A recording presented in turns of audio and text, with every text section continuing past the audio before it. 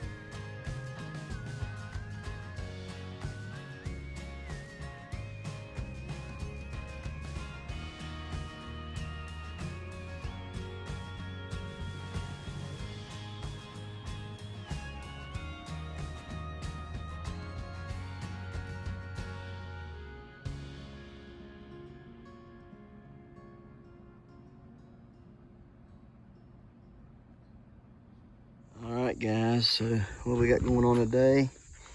Gonna have to get this gal ready for tomorrow, of course.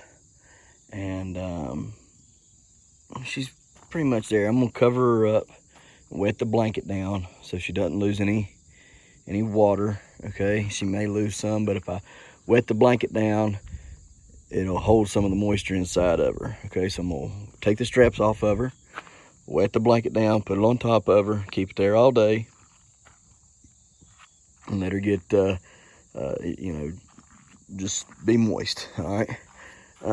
Got to clean the stem off. That's got to be done. So we'll do that today. Then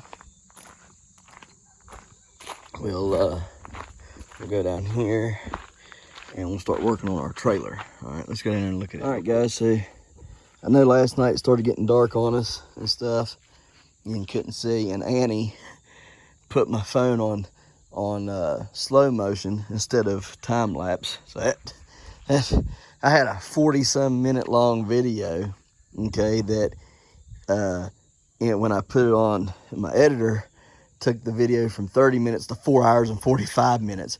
So I had to edit the slow-mo video 3 times just to be able to put it on the editing video to upload to YouTube in order to get it to where it was only 3 minutes long. Yeah, it was a pain. Anyhow, I know it got dark and you couldn't really see very good after it got dark, but you've seen the process of how we done it. Lift them up, set the tripod up, lift them up, pull it out, lift the pumpkin up, push it, back it underneath, set the pumpkin down, pull it out, pick a pumpkin up, back it under, put it down, pull it out, etc. So we got them on here. Got blowhole, Frankenstein, and the 75 square foot one. They're all going, so we got to get them all strapped down and everything so that they can make the journey down. I also got to come out here and I got to replace all of this stuff. That's bad. This is bad, needs rewired, okay? All this wiring harness has got to be redone, the whole rig, and everything. Thanks to someone, won't point any fingers. She knows I'm talking about her. So, anyhow,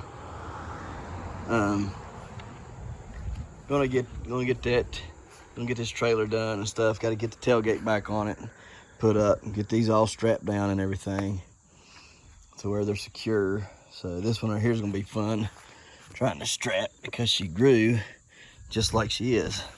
She's flat on that bottom and she's got her nose pointed up in the air. So don't ask me how she done that, but she did. So we're just gonna see it.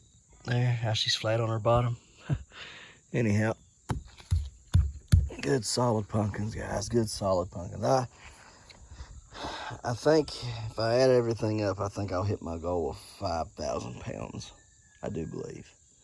So, in fact, let me add them up real quick. All right, guys, so I added up real weight that I know of these 3 pumpkins, the one in the back and the one I took last week, all right? Plus these 2 here I have weights on, and so does that one on my scale, at home scale, okay? So, and then the only 2 that's not been weighed is Elsa and Slicer. Using their tape weights, all right, I have reached this year actual weight, and actual,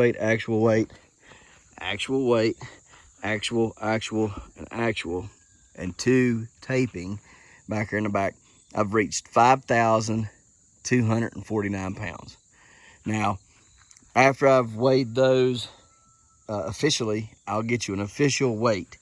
But as for right now, I've reached 5,249 pounds, and that could go up even more if Slicer weighs more than what she's taping, and if Elsa weighs more than she's taping, those could go up. And they could go down if they weigh a little less. So we don't know until we weigh them. But anyhow, that's where we're at. That's where we're standing at. So that's about the best we can do. In fact, let's go on back here and take a look at both of them and figure out what we got to do today besides the trailer. Okay, guys, so on what she's taping, in order to hit 1,000, she would have to do 20% heavy. Okay, not unheard of, but kind of getting in that realm of unlikely. She realistically could do between 10 and 15. That's a realistic number. 10's not enough. 15 gets me close. 15 gets me into the high 9s. 20% gets me my 1,000 plus. All right, so I'm hoping for, you know, the 20% range. I mean, she just sounds so solid. And if she's got another week and a half and she's still doing what she's doing with the cracking and the growing, you know, the pushing of the nutrients up into her with a hurt stem like she has. I mean, the stem, if that stem wouldn't have been messed up like it is, this pumpkin could have went well over 1,000 pounds, well over, had it not had a stem issue. That's the key. Had it not had a stem issue as big as it did, it could have went well over 1,000. All right. So it is what it is, though, right? I mean, but all in all, good solid pumpkin. It's a good grow for a first year, and I think she'll hit high 9s at the bare minimum. I really believe she'll hit a high 9. All right. I would like to see 1,000 pounds. 1,000 pounds with this pumpkin would secure a nice place in Raleigh, which would mean good payout, okay? And that's what we need. We need good payout to go down there, because this pumpkin's got to sit, okay, from now until from then until the 25th. So we need a good payout, because it don't get to go nowhere. I don't get to sell this pumpkin. Whatever Raleigh pays for this pumpkin is what I get. I guess the only way I wouldn't get paid for it is if it didn't place down there, and then I guess I could sell it, but I mean, I don't know. It's just kind of iffy. But anyhow, it's a good looking pumpkin. It's growing good, it's doing good, still getting good sapping on it and stuff, and that's with a hurt vine. Yeah, so we just got to hold that together as well too. We got to hold that stem together. Let's look at that this morning. Oh, we're solid, dry as a bone and solid as a rock. Awesome, awesome, awesome. Yeah, solid as a rock and dry as a bone. That's what we want. And if y'all see the way I do this, I put everything over the fan and the lights. So it's got like a little tent, a little heat tent, you know what I mean? So no dew or moisture gets in here at nighttime. It's just a light directly on it and the fan blowing it. Got those holes on the side there that's helping, you know, letting me air flow through. So it's helping airflow. But literally, guys, the only thing that I do is I cover it all up, and then I let those blankets, don't get it around your light, because they'll catch on fire. But put your blankets up high and over, just hugging the corner of the fan there, and then that'll keep it like a tent in there. So and it keeps it nice, warm, and dry. So that's what we want. So I think this pumpkin's going to do well for me. I think she's going to do well. I have confidence in her. Not the prettiest pumpkin. Got marked up early, you know, and then just started cracking and cracking and cracking. But growth cracks and stuff. But I mean, hey, and the stinking cat scratching on it. That's aggravating. But I mean, what can you do, right? So it's a beautiful pumpkin. It's done well. I'm proud of it. It should do some good with seeds. I think they said there's a guy, Danny Vester, I think they said is what his name is, that will harvest the seeds, send me half back, and he'll keep half for the club. That's fine. I don't need but half.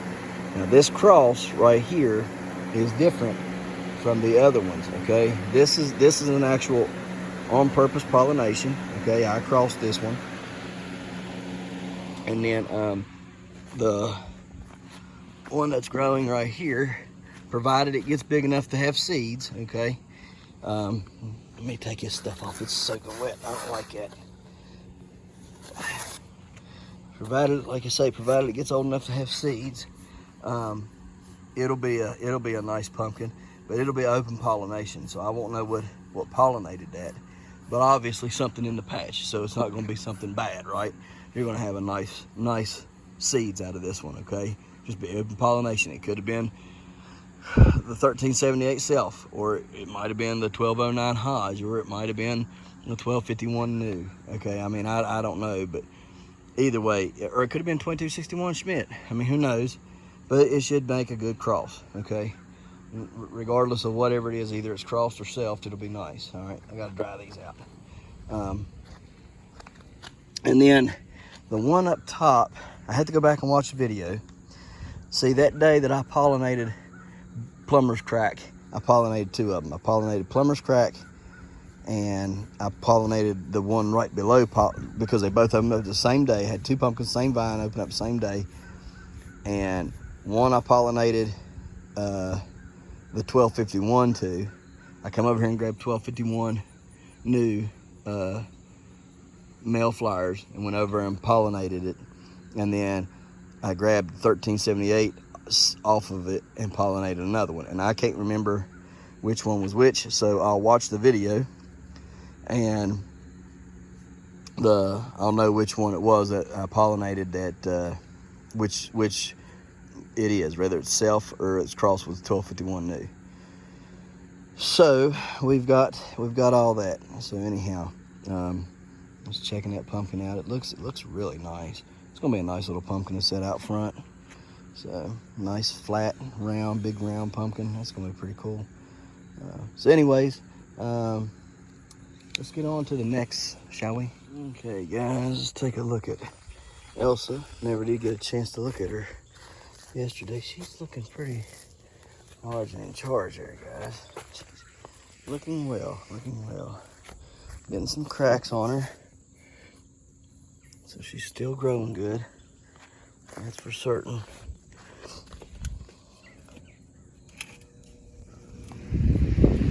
Come on back here. Make sure we keep this on the check. Feels good, feels dry. Okay, good there. Put the fan on there.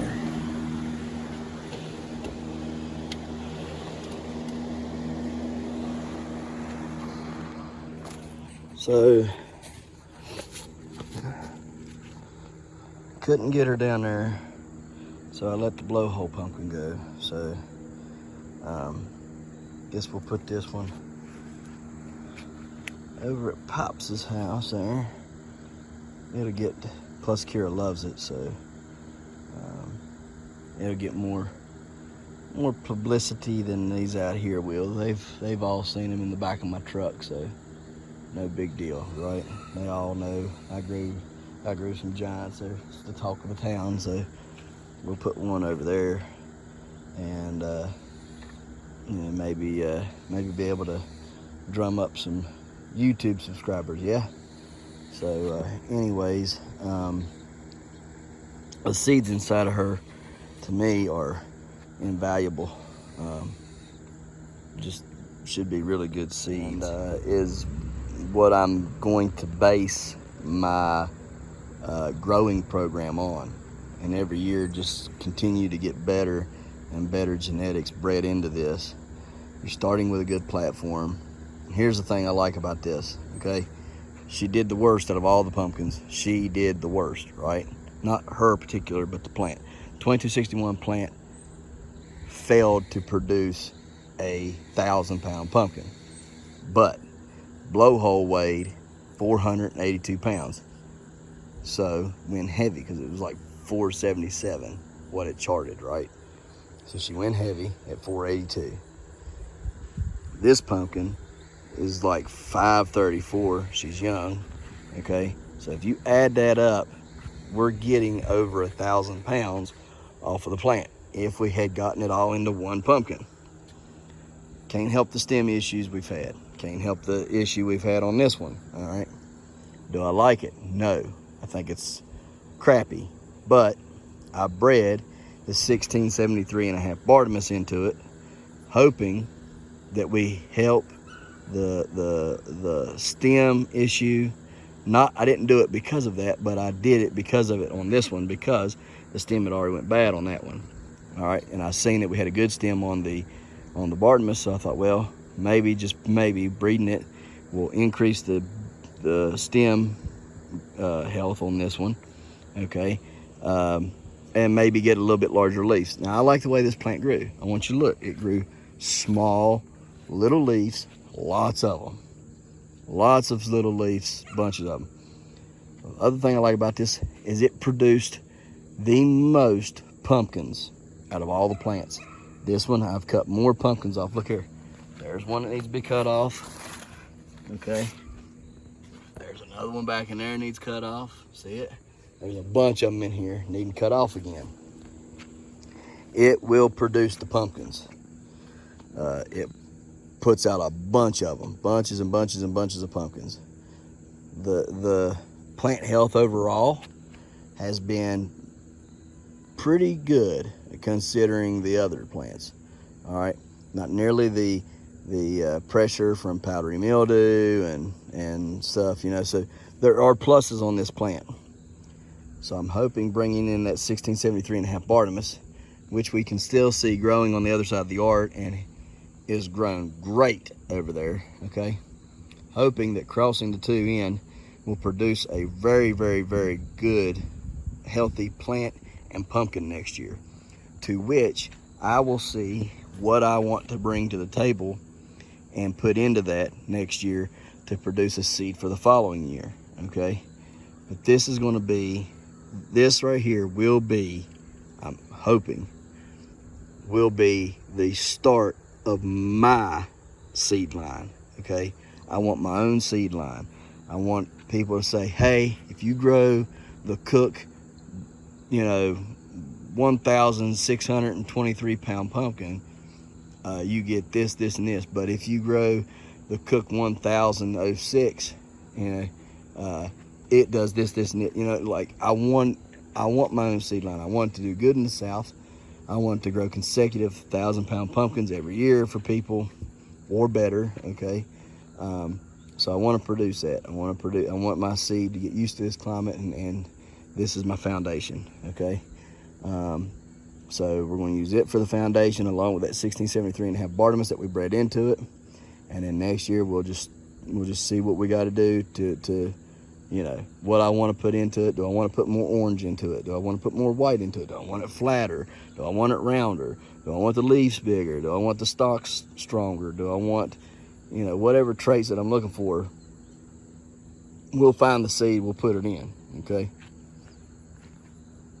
So anyhow, that's hopefully what we're going to be doing with this one. Now the 824 Hodge, or yes, 824 Hodge that I saved yesterday, that one is for a line that's going to be created geared toward beginners, okay? I want a seed that's for the South, that's geared toward beginner growers, okay? It does good in the South, produces well with little to no work, okay?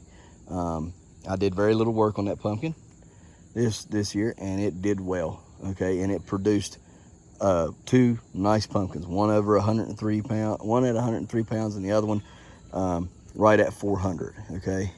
So that's what I want. I want to see that, okay? That was a nice pumpkin for it to have been nothing really, just down here on the end, just growing on a secondary, okay? It wasn't even on the main, it was on secondary. So that's what I want to do with that line. I want to be able to produce good pumpkins that'll just grow 500-pound ones easily without people really having to work hard. Because once you get one, all right, so here's what I meant yesterday. If I can give you a seed and you can work at it, okay, as a beginner, but you really don't know what you're doing yet, but you work at it as a beginner, and that first year you produce a 500 to 700-pound pumpkin, okay, with little to no effort, okay? You put in the time, but it wasn't a lot. You didn't know what you were doing, so you didn't know to water, you didn't know to fertilize, this, that, and the other, but you got a nice pumpkin out of it, okay? Even if you grew a pumpkin that size, you're gonna be happy with it, okay? And I'm gonna get you hooked. You're gonna be hooked into the hobby. That's what that pumpkin seed's about, getting you hooked into the hobby to say, next year I want bigger and better, so I'm gonna go after this seed or that seed, okay? That's what that pumpkin's gonna be for. Pretty pumpkins, all right? And nice, good-sized pumpkins, all right? But if they don't break 1,000, it's no big deal. It's for beginners. So anyhow, that's what we're hoping for. So we'll see if we can get it or not. So anyhow, I think I'm gonna try to get in here and pull out some of them sunflowers out in there. And I'm just waiting on it to get dry up there so I can work up there in the yard and get that wiring harness in. I don't like sitting in wet, nasty grass. So let's get it done. Man, that pumpkin looks super orange on this. I hope it's that orange in real life. I mean, I'm looking at it, and I mean, it's orange, it's very orange, but it don't look as orange as it does on this camera. That joker looks orange. So anyhow, all right, let's get to doing some work. Stop running our mouth.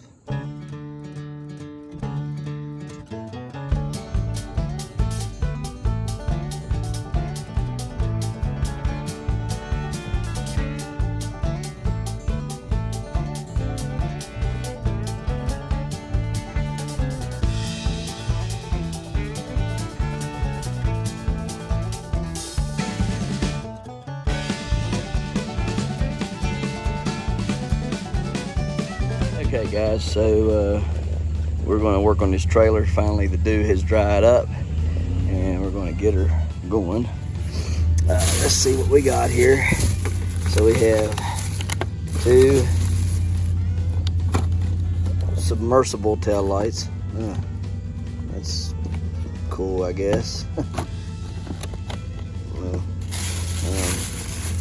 Lowe's didn't have the thing. Lowe's said they had the kit, and we bought it, and then we went to pick it up, and they didn't have it in stock. They were selling something they didn't have in stock. It was $32 for the kit, but of course, we had to go somewhere else and buy it, and it was $60-something to buy everything because they didn't have kits. They just had everything to fix it. So we got some extra lights here in case we need them, which probably will. Let's see what else we got here.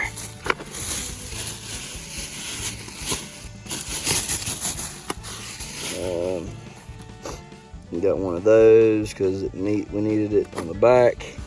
25-foot wiring harness, the 4-prong license plate holder. All right, there's the receipt. Okay, guys, so I'm gonna go get some more tools and show you what all we gotta have to do this. Okay, guys, so what do we gotta have? We got a multimeter. Annie's buying me a battery for it right now, so we're going to have a multimeter. You need wire snips and strippers, plus the crimper, some heat shrink tube connectors. Wouldn't hurt. I don't know that any of these are small enough for it, so may not work. So anyhow, may end up just using electrical tape. You do need electric tape. If you're using the shrink wraps, you're gonna need a torch to shrink it. All right. Electrical tape. What we'll do is we'll tape our new stuff to the old stuff and pull it through the conduit. All right. So see, there's conduit there. So we'll just tape the old and the new together, and then pull the old out while pulling the new in. Okay. So anyhow, let's get to it.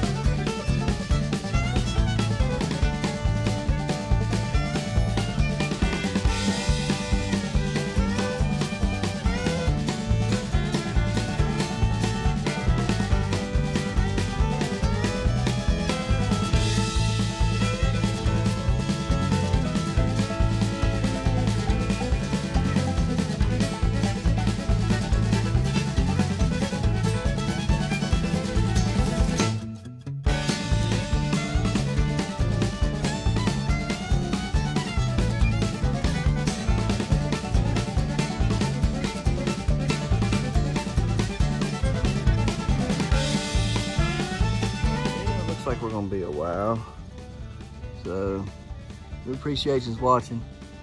We'll see you tomorrow right here in the Halton Hills of West Virginia. Don't forget to smash that like button.